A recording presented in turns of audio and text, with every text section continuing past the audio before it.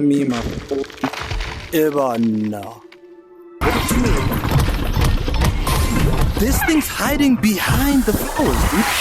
If you're new to the VR space or looking to upgrade your headset, then you're in luck. The MetaQuest 3 has finally been released and we're about to show you what all the hype is about. Just a quick disclaimer, as much as you may feel encouraged to buy these products, but we make these videos simply to give you more information to help you make a better decision before making a purchase.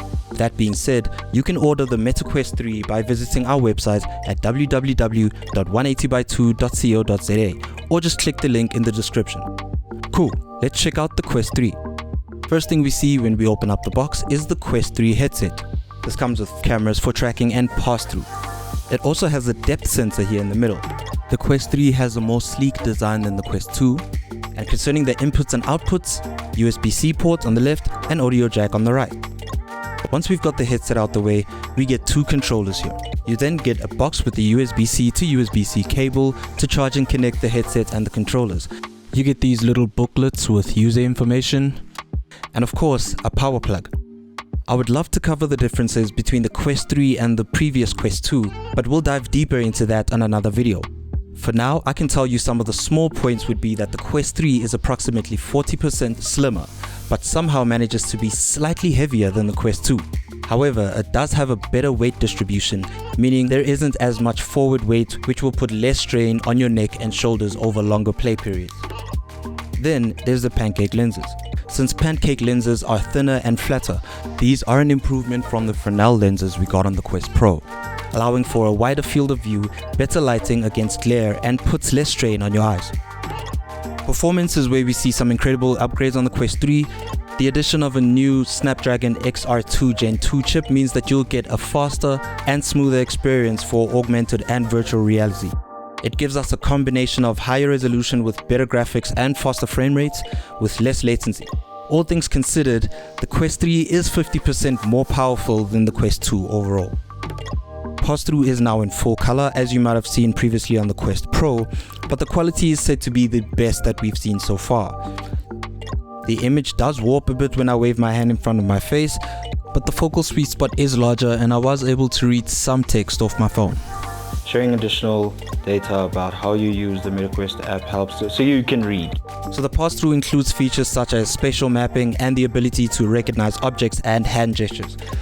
This pretty much changes the game as it gives you a whole lot more control when setting up boundaries or play areas, and it's very straightforward. Just look around you and the headsets will scan your surroundings. As cool as all of this may seem, to be honest, what you're seeing here is the recording of the cameras and not a true representation of what it looks like in pass-through. In fact, the pass-through looks kind of low-res, blurry and fuzzy.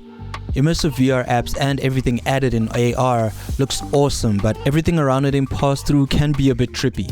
In practice though, the pass-through does help you to stay grounded to your actual surroundings so you don't bump into or punch anything. It is usable and practical in many ways, but I'll say it doesn't live up to the hype of what we see through screen recordings. Now for the controllers. Each of these are powered with a AA battery and the design is more related to the Quest Pro, hence we don't get the ring around them. This provides a smoother and more ergonomic design, and the haptic feedback also is a bit of an improvement as well, to give you a more realistic and immersive experience.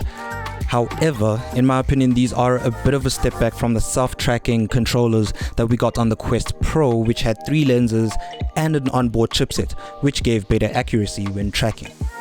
Now let's talk about the experience of the headset after actually putting it on. First thing to note is that all the apps and games from the Quest 2 are backwards compatible and available on the Quest 3. That doesn't automatically mean that apps will suddenly look better, since they will also need to be updated from the developer side to match the capabilities of the new headset. But the improved pass-through means that AR apps are much better from the get-go.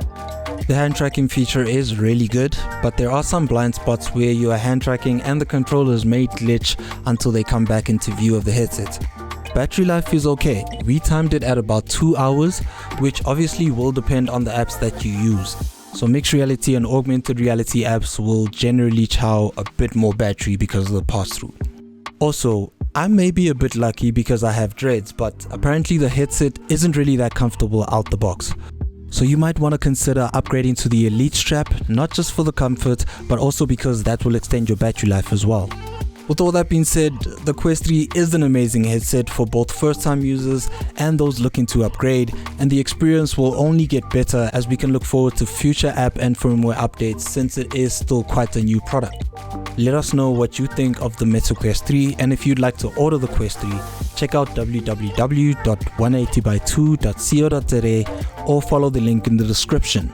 Don't forget to follow this channel where we'll be doing more videos while testing it in the future. And until next time, keep it real.